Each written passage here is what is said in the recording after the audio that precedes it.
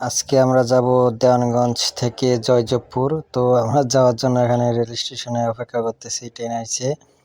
তো ট্রেনের টিকিট না পেয়ে আমরা এবার উঠবো ছাদে। আর ছাদে যে পরিমাণ ভিড়, সে পরিমাণ আমাদের জায়গা হবে না।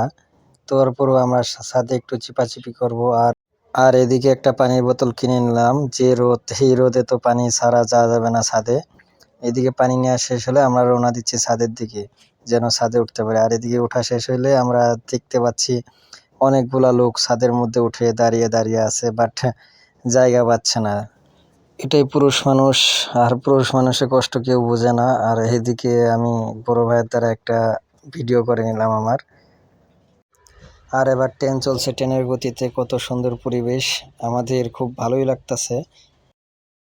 আর এবারে দেখতেই পাচ্ছেন কত সুন্দর পরিবেশ, আর কত সুন্দরভাবে ট্রেনটি যাচ্ছে ঢাকার দিকে রওনা দিয়ে।